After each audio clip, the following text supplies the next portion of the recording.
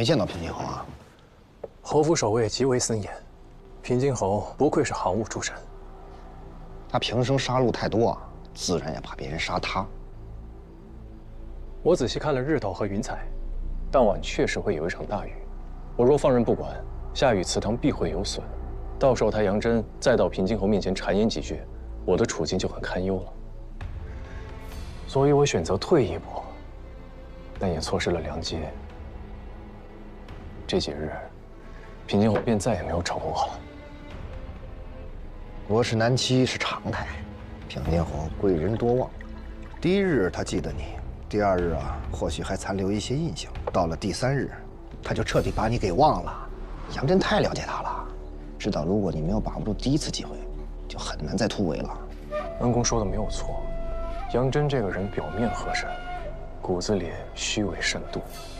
他牢牢地把持着摄人府，将所有幕僚都笼络在自己手里，给他们画饼充饥，其实把他们一个个的都养成了废人。而我要做的，就是除掉杨真，取代他的位置。哎呀，这已经改来改去多少遍了，什么时候才算完？各位幕僚，把手里的活儿停一下。侯爷今日进宫，皇上赏赐了珍宝玩物，您把东西搬到财库，清点入库。郭恩、任尚、王元培、傅宇文、顾长生，还有藏海。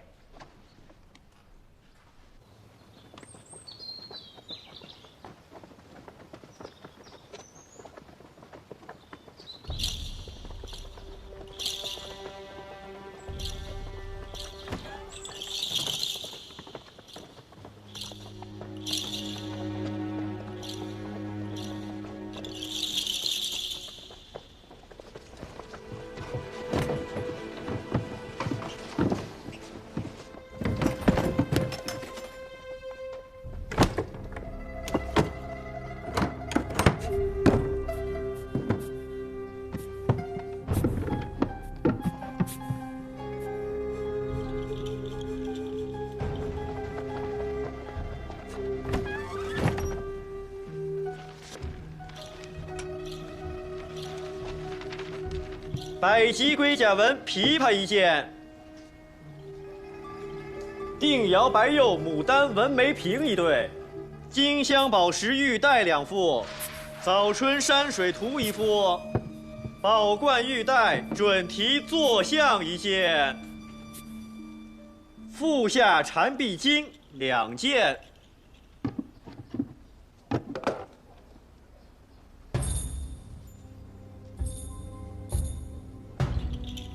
长锋剑1柄，玉钩描青龙纹佩2对，和田玉带钩10件，玉叮当手镯10只。杨大人，都已清点完毕，把东西都分门别类的放到博古架上，再仔细的理一遍总库单。是。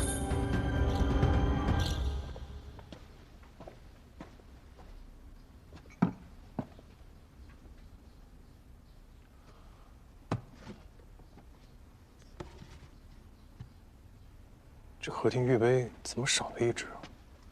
没有吗？哦，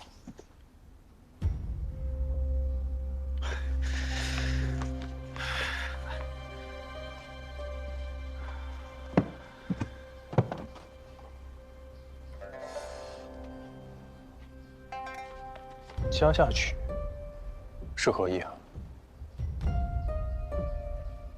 你呀，就别问了，就当什么都不知道。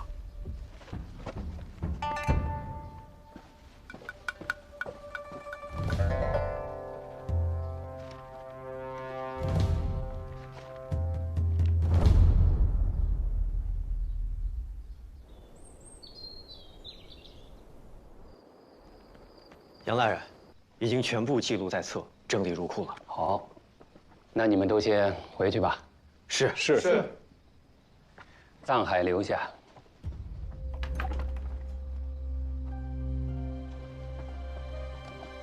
去吧。是。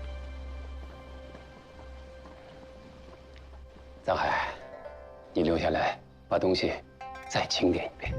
是，杨大人。我选你，是看中你。这活儿啊，繁重杂碎，但里头的门道很多。其他人做事粗枝大叶，你是个细致的人。只是刚来不久，对府中的事务不熟悉，就从这件事开始，好好锻炼，开开眼界。多谢杨大人。辛苦了。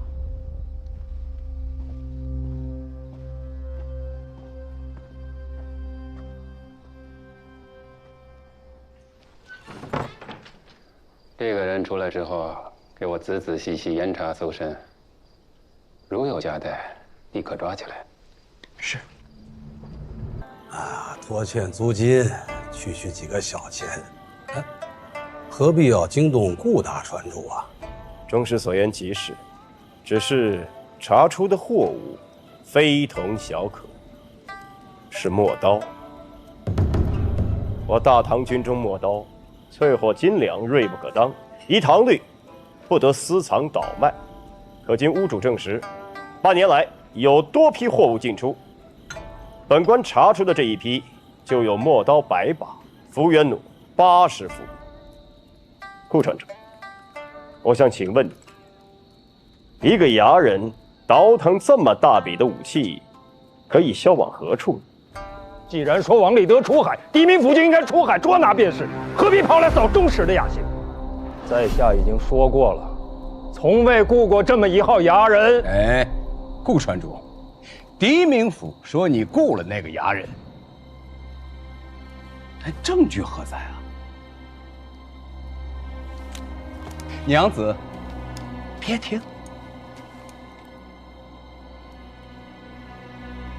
意思是，根据市舶使的告示，上月出入本港的顾家船只有15艘，码头上有个油灰铺子，依据他们的账簿显示，上月购买油灰的顾家船只有足足20余艘。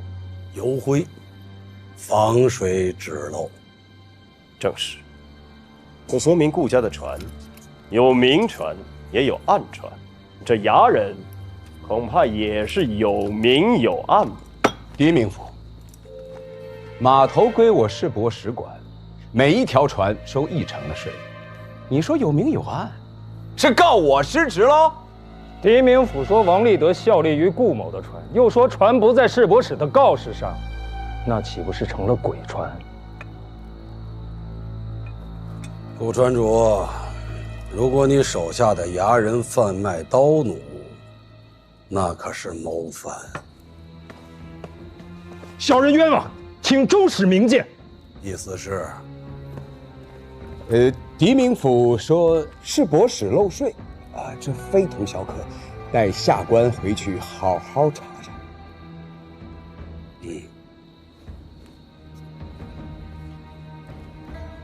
本官初到蓬莱，有些困倦了。我看这件事，不如从长计议吧。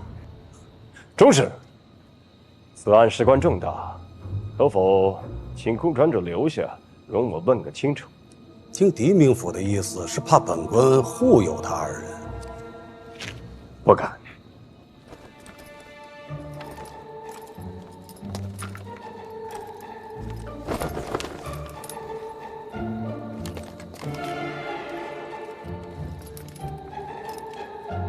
兄，你快看！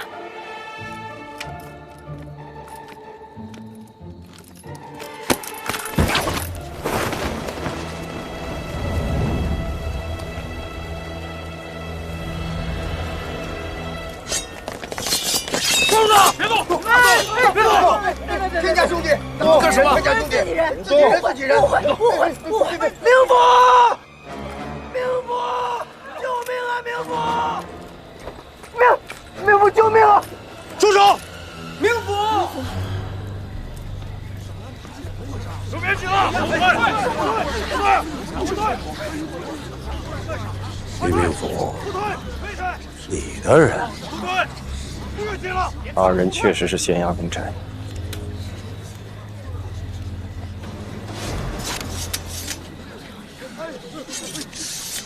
那这些事，这些是顾传主。狄仁杰，你突然前来给我下套，要诬陷本官受贿吗？下官绝无此意。旁人退下。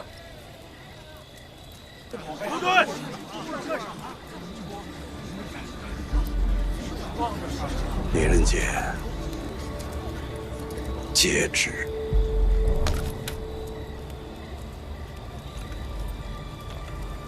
王后懿旨。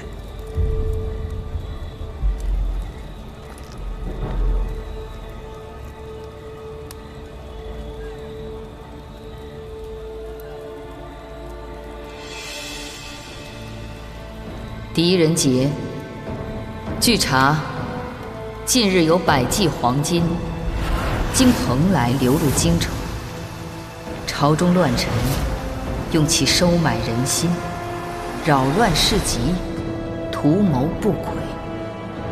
限你1月查清此案，逾期未破，与私贩黄金者同罪。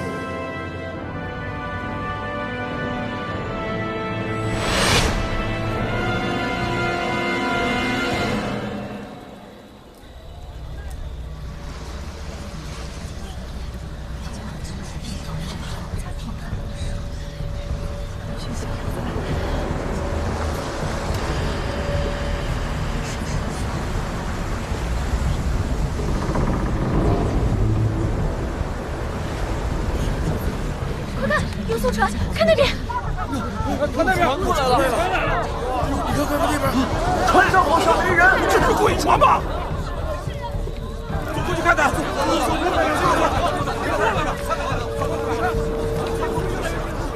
越来越近了。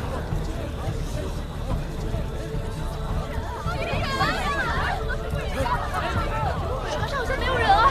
真的没人？是鬼船！这是鬼船！奇怪呀！这船快掉过来了！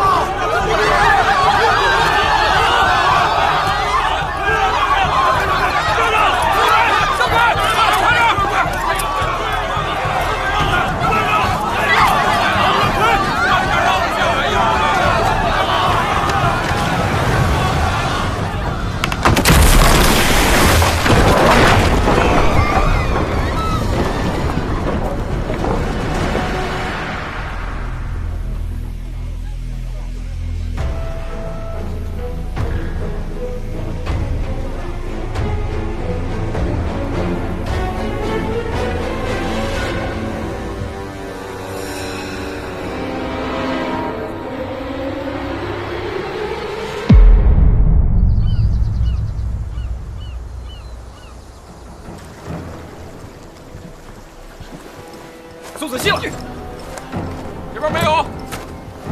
这个箱子来了，那给我仔细的找，把那箱子都给我拆开，到底看看里面是什么。来了。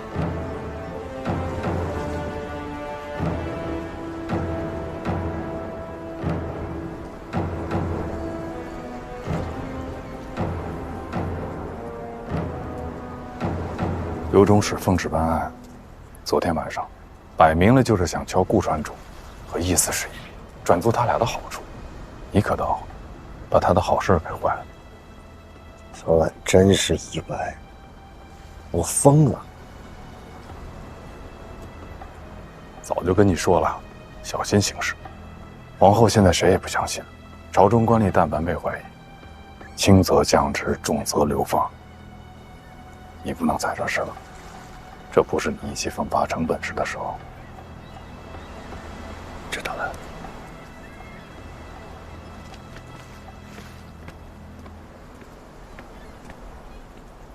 李司事，可查到了什么？刘中使，下官来了，下官来了。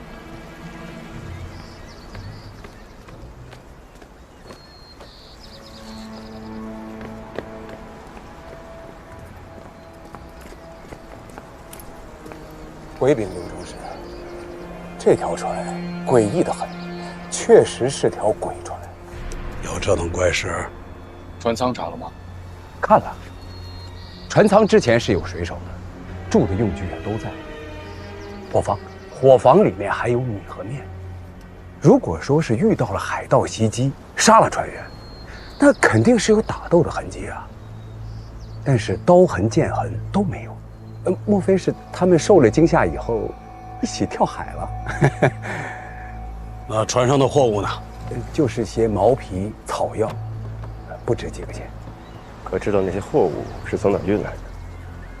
那就难说了。讲。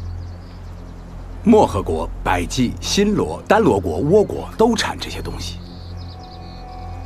看这船的样式，分明是我大唐海船。我自幼在海边长大，这骗不了我。回中使，顾某的船队里绝没有这条船。坏了，大唐海船居然无人认领，这船上的水手也离奇失踪，难不成还真是条鬼船呀？啊！来，给你们看样东西。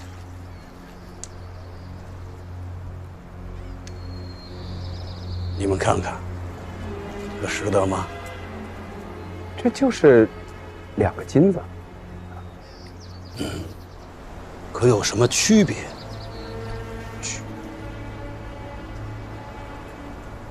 一粒是沙金，一粒是百济金。狄明府好眼力。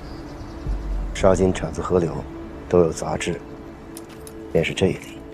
另一粒色泽细腻，若是未经过提纯，必是产自山脉。据说百济有矿脉，其金子状如蚕豆，便是另一粒。刘中使若是怀疑此船跟走私百济金有关，请让本官上船勘验。这查验进港的船只是我师伯使的事情，何时轮到了县衙的人？侯夫郎，你以为呢？不如让他试一试，要是什么都查不出来，也可以挫一挫我这位同窗的锐气。谢刘中使，侯夫郎。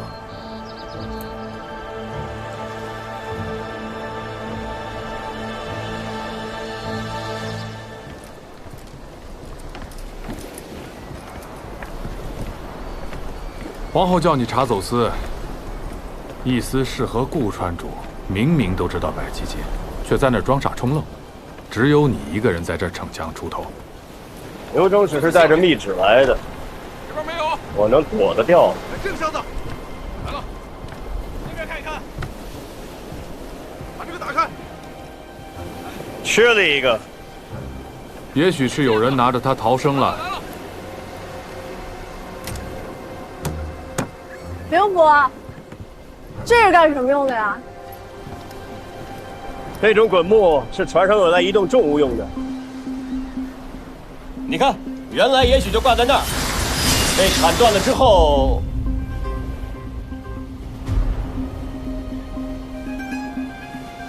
砸下来，滚到了那儿。之前就放在这儿，都记下了。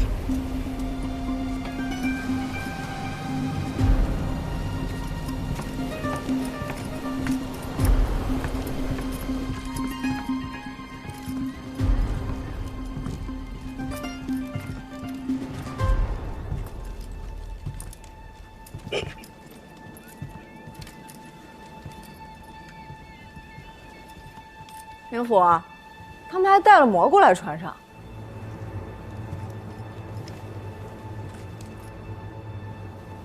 不是带来的，这蘑菇是长出来的，长成这样，至少30天。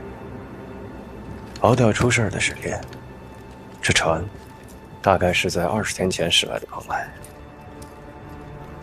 20出发，那他们的出发国应该不是漠河国，也不是倭国，他们应该去的是丹罗国或百济。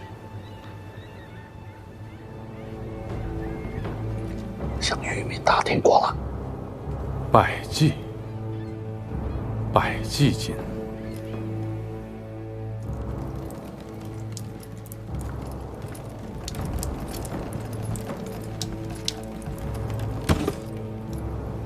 米桶怎么会放在这么一个漏水的地方？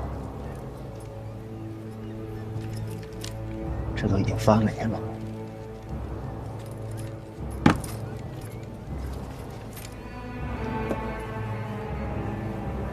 帮我。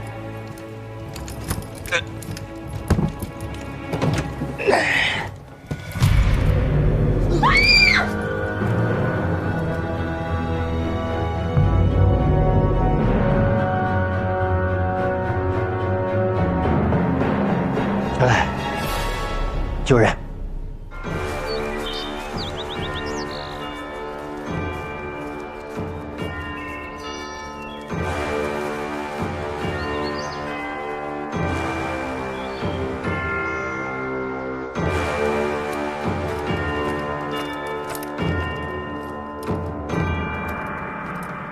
灵府，玉素娘子带到了。见过各位官家。免礼。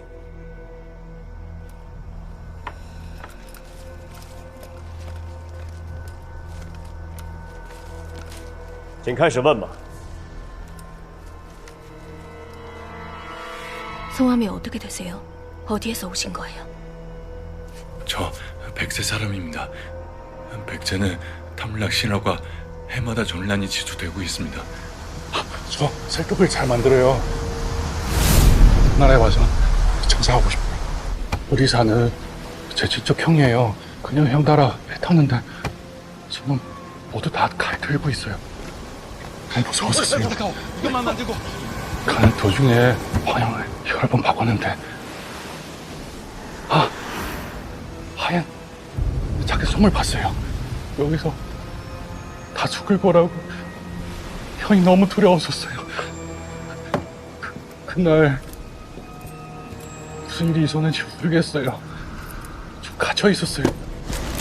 며칠 동안 갇혀 있었는데.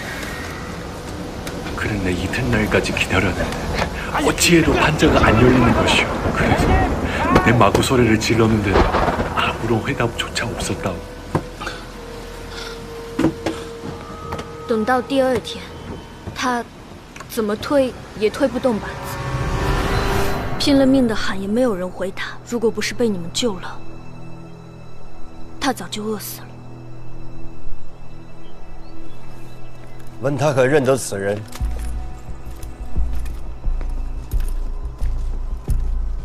이 사람을 아시나요?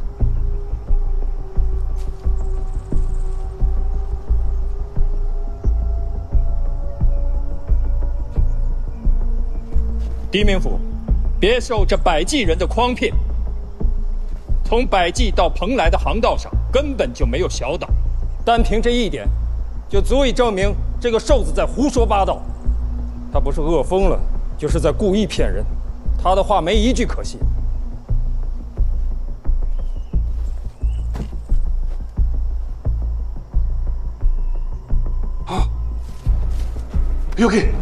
여기 무신. 他在说什么？ 이상한 무신이 있습니다. 저는 모두 다 있어요. 걔한테 들었어요. 他说，在一个船员的身上见过一个怪异的纹身。他哥哥说，那些船员身上都有。画下来。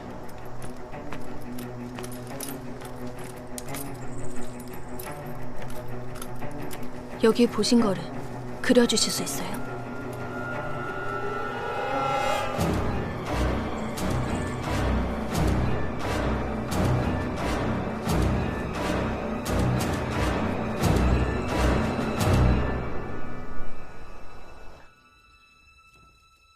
黑雁又出现了。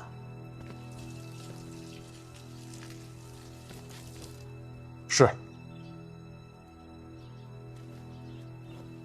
那时你们还小，不知道，这会儿前朝余孽曾经很是嚣张，散落各地，是先帝的一大隐患。后来是哪年来着？贞观14年。 剿灭颇有成效，基本剿绝，剩下的也都灭了。那次剿灭该托谁的福来着？狄明府，你的父亲狄之训功不可没呀。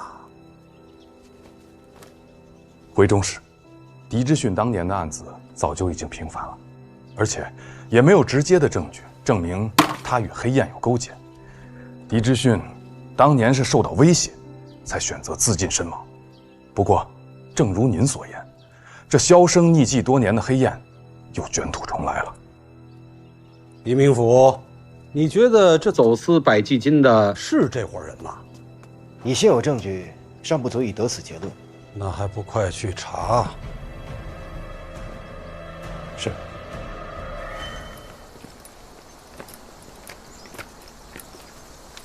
刘中使是官场中人，说话难免你莫要介怀。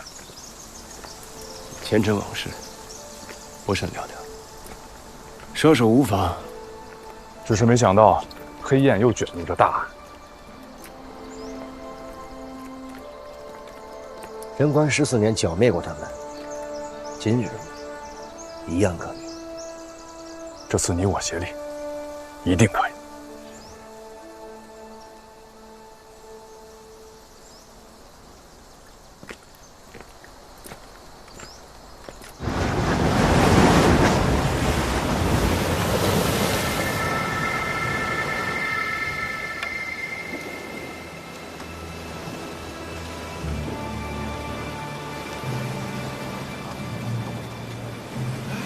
那边好像有个人。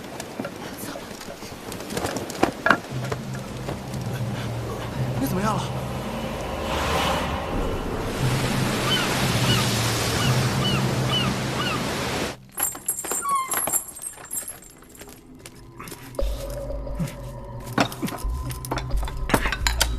孔松迷踪。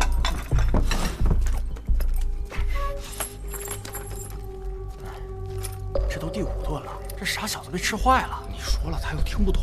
反正意思是说了，喂饱他，管那么多干嘛？走。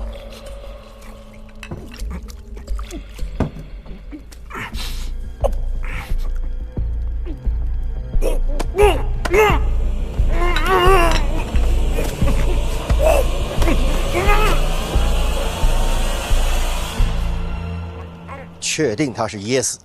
我一早得到消息就去查验了，从他欧洲的食物当中并没有发现什么毒物。饿极了的人是不能这么暴饮暴食的。谁让他这么吃的？一盘。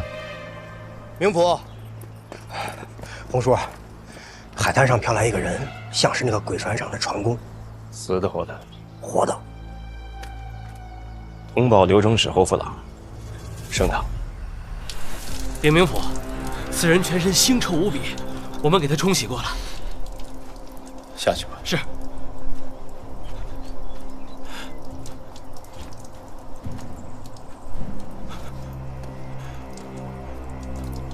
당신 혹시 백제 사람이세요? 官家，替小儿伸冤。你到底是百济人，还是我大唐的子民？小的是百济人，名叫姬撒，祖上世代和大唐做买卖，所以会说大唐的话。既如此，说说你们的船。是那个姓王的，押船衙人，杀了所有的水手。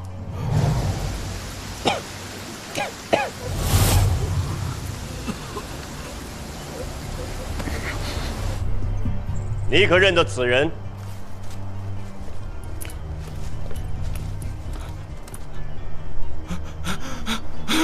认得，认得就是他，王立德，王立德。我看见他杀人了，我就跑。他追我到甲板上，我万般无奈之下，所以才跳船的。跳海的时候你拿的什么？一块木板。不是葫芦吗？不对，是一块木板。我就这样趴在木板上，幸好随身携带了钓钩，我每天就钓鱼，才活了下来。在海上漂了10日，匪夷所思啊！你说王立德杀人，那他为了什么？小的不敢说。为何不敢？小的怕被砍头。大胆说！刘仲史在此，定替你伸冤。那小的就说了，有一日，小的在后甲板，听见王立德跟别人密谋，说这条船私运了一大批黄金，有一大箱。王立德还说，这批黄金跟庞来的很多大人物有关系，其中一个就是。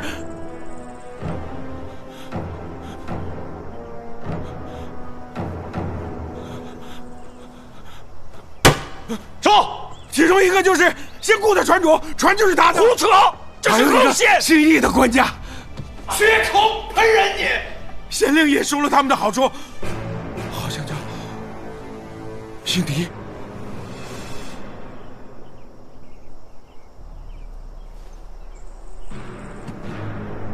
我就是那个姓狄的县令。我问你，船员可是黑雁的人？什么黑雁啊？我们就是普通的水手，为了养家糊口，被王立德招募来的。那不对呀，有人说在你们身上看见了黑雁，哪儿呢？官家要是不信，扒了我的衣服看，来，我给你们脱了看。成何体统？李唐，这个案子由本官接管。官家，官家，官家！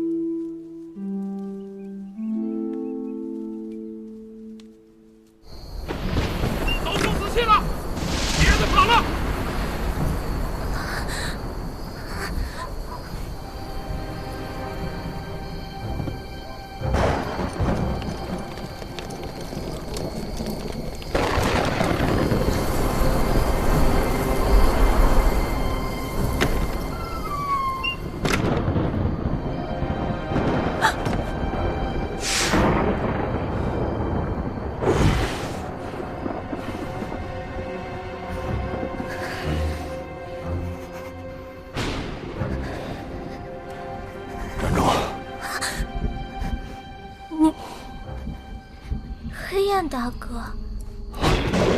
你认识我？上次在树林。你等等我们呀！小娘子，给脸不要脸啊！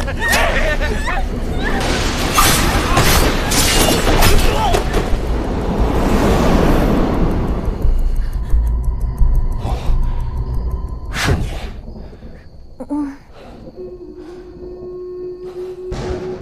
你有酒吗？有。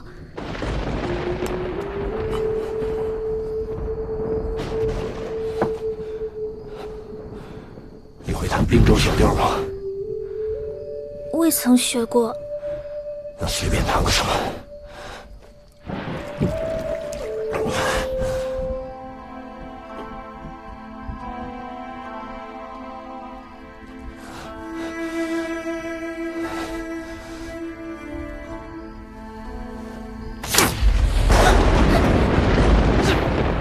接着弹。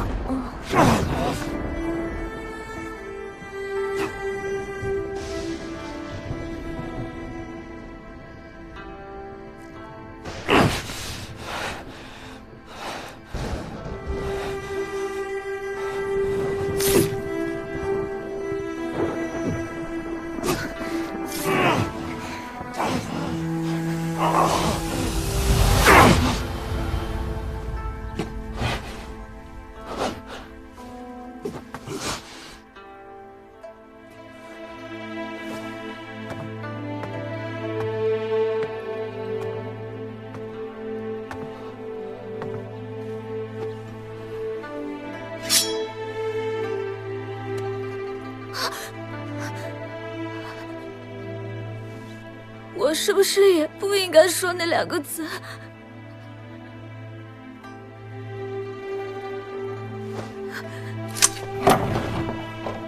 你再去学学冰桌小调吧。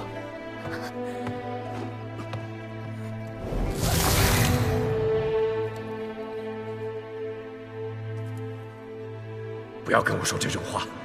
你给我出去！以后不要再让我看到你！滚！我还会再回来的。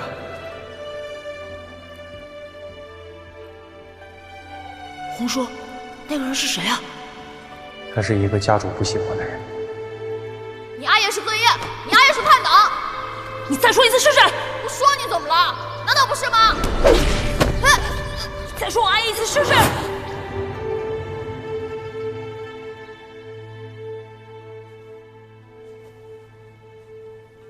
我睡着了。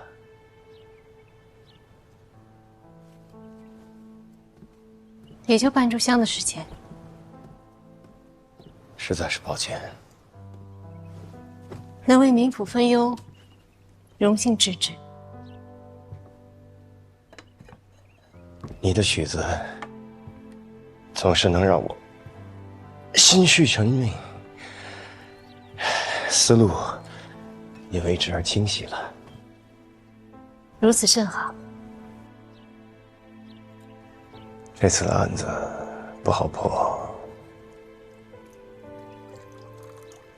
最近朝廷命官聚于此，总能听到集市上快马传令而过，就算足不出户，也能感受到暗流汹涌。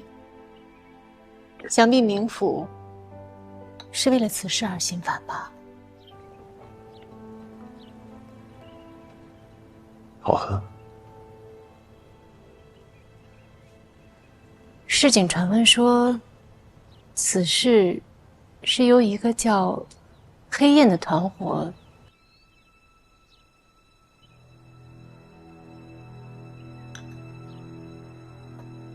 每次娘子弹琴，我就会很愉快。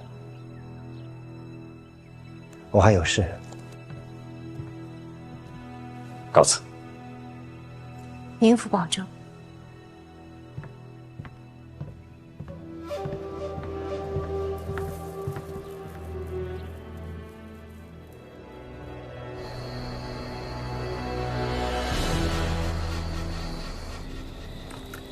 带我来这里干什么？刚才打听到，看船的士卒说这是船上闹鬼。闹鬼？我请你来陪我一起捉鬼。怀英，你莫说笑。刘中使对金桑用了刑，可这泼皮一口咬定，从市舶使到县衙都与黄金案有关。说我也，你信吗？还有，金桑跟瘦子的口供一致，都提到了那个岛。但是顾孟斌却说，蓬莱海域就没有他们口中的这个岛。冥府，快回吧！这船上闹鬼。是呀，冥府，是真的闹鬼。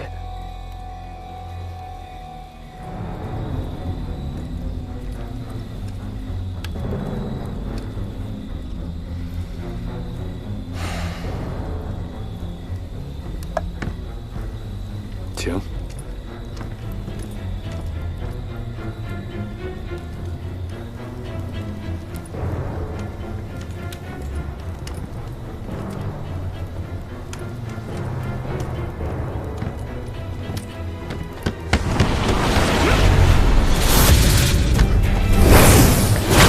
关谁？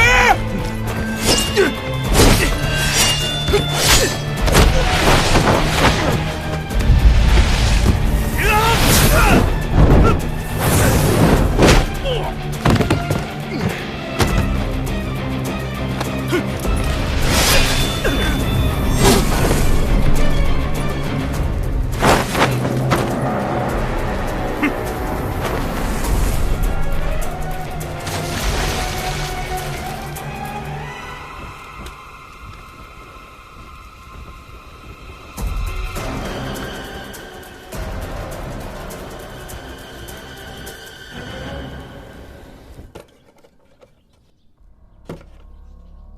这是千金本，远航时测量星辰用的。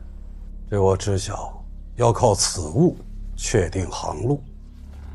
中使，这是他们在海上走私黄金用的航海图，起点是百济国，终点是蓬莱。你们来看，此处有一小岛。瘦子和金桑口供一致，这处小岛或许便是关键。你是说，黄金藏在这岛上？当务之急，便是尽快过去查看。事不宜迟，金桑虽然满嘴污秽，污蔑了狄明府，但蓬莱一定有人牵扯在黄金案当中。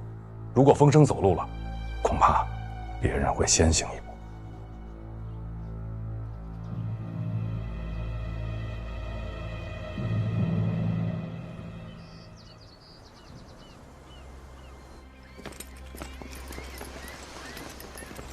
中使，世伯使派出2条战船为您护航，我会半年左右不是中使。押上船。是。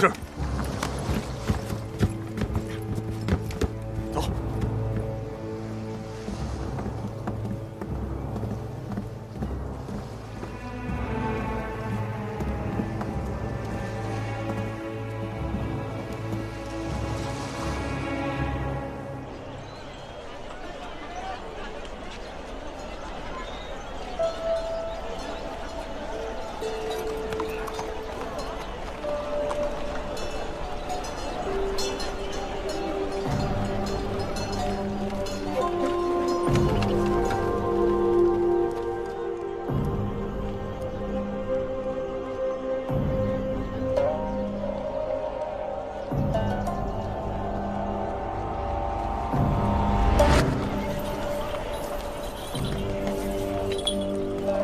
我要走了。小云却想要飞得更高，就要去更远的地方。出去走走吧。困在这个笼中，终究是只能供人玩耍。草安小娘子，咱们有缘再见。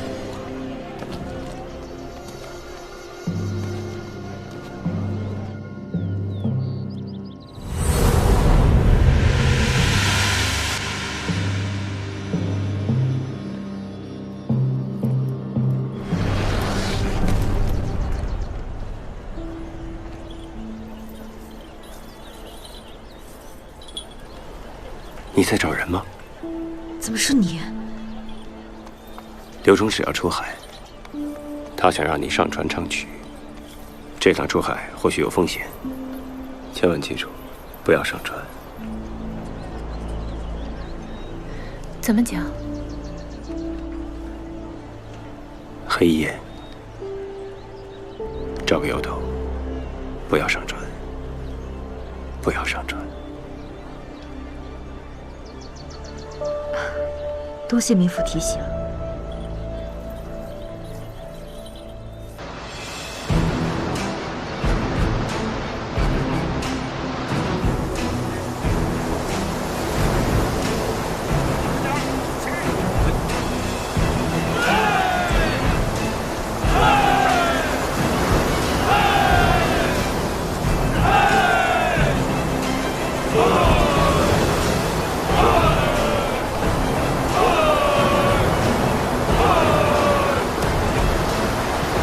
怎么样？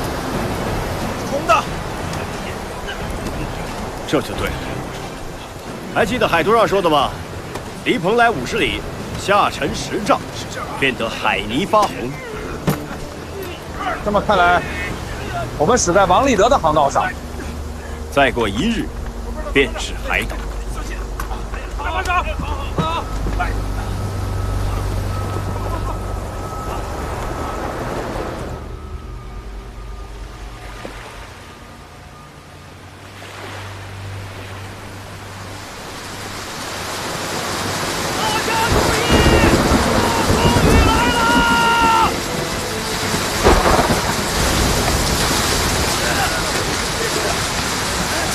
把船上的不是回家了！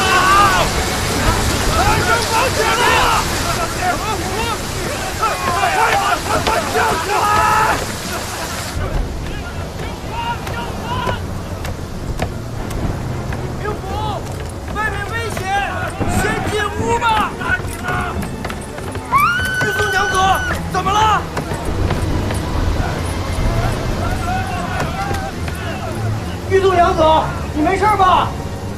玉松娘子，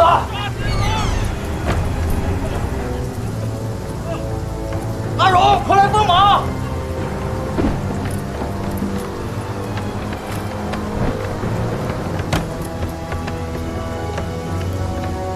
刘中使有请2位娘子上楼献曲儿一首。